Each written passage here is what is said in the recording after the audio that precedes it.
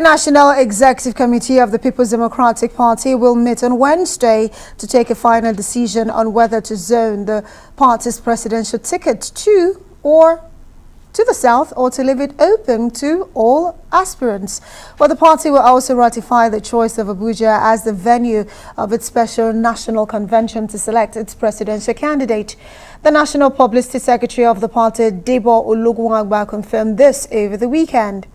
And how will the umbrella party likely to address the issue of zoning? We're now being joined by a member of the party, and of course, he's the former Minister of Aviation, Osita Chidoka. Thank you so much for being. That's Osita Chidoka. Thank you so much for being here tonight on the program. Well, let's have this conversation because we've had, a lot of conversations around this issue of zoning, and it seemed like your party, going back the, zoning committee, the agreement, they are likely to throw open, the part of the presidential aspirant and who should represent the party. And the argument is that they want to win election.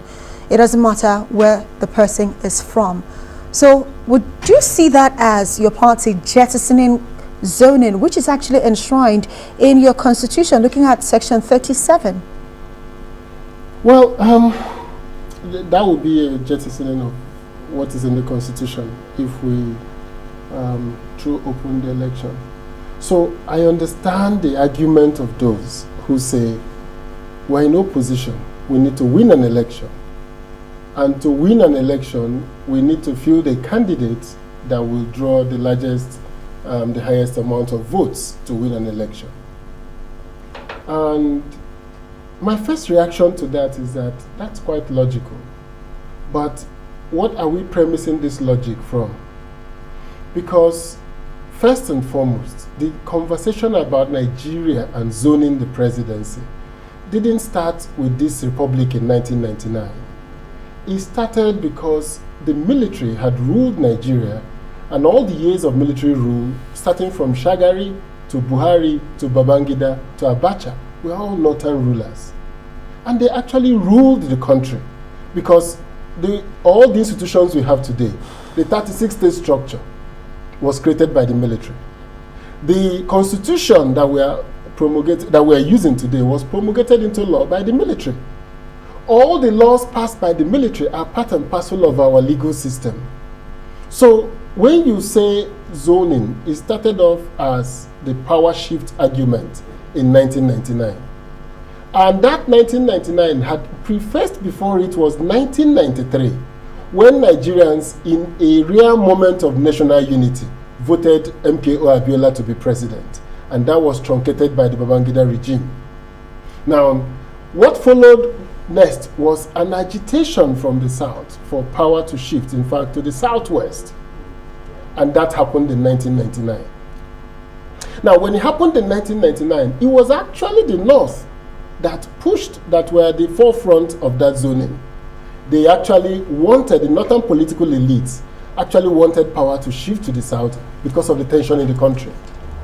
And to show you that that was the position of the northern elite, they voted for Basenjo in the Just Convention against Ekweme.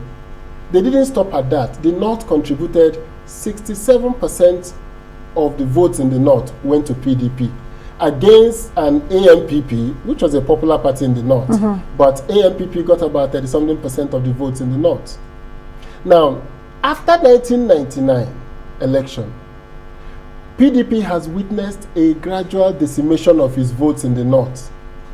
PDP has gone from the 67% high down to about almost 30-something% in 2019. And I would take 4 years, 4 election cycles to put this in perspective. Well, we might not have all the time to really look at the history because we have to look ahead. We have to look at, because I understand where you're coming from. The fact that our democracy, yes, the Fourth Republic started in 1999, but there was a history prior to that time. But we have to look to the future, and looking at the argument, especially from northern leaders of your party, they are saying the PDP was at the center for 16 years, and they say for 14 years of that, they had a southern leader, whereas the north only had 2. If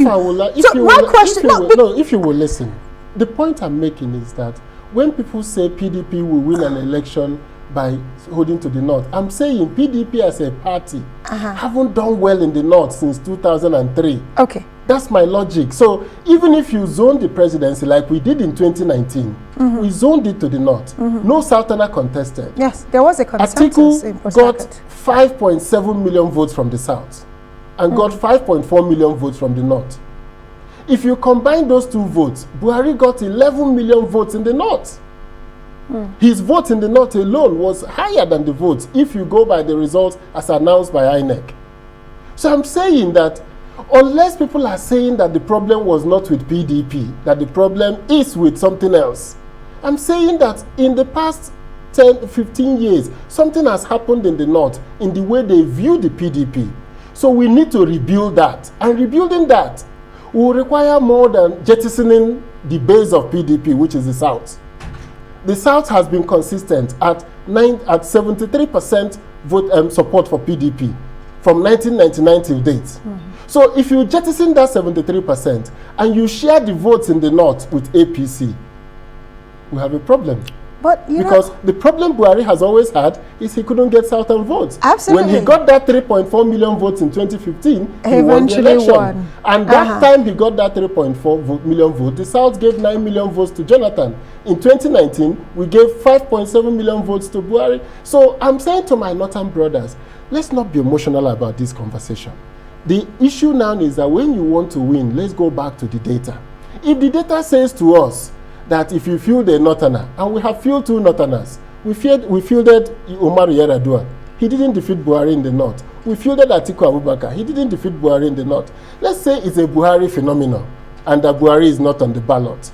But where we are going to now is that the country is in dire straits. The tension in the country is almost hotter than it was in 1999. So there is need for us to have this conversation, not just with the talk about it's a democracy, allow everybody to run. No, that shouldn't be the conversation. If the conversation is that we're going to have a northern candidate to win an election, then we should frame it as the continuation of the PDP zoning to say, this is our strategy to win an election, to continue our zoning.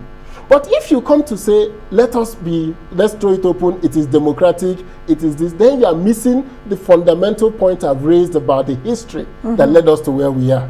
Absolutely. But looking as it stands right now, the NEC most likely might ratify, going by inside sources, they might ratify that, decision by the zoning committee to throw it open. Yeah, that's okay. So how much of a problem is that, do you think, for your party, especially seeing from what you have said and what history has shown us that the South has been the base of the PDP and has always delivered for your party?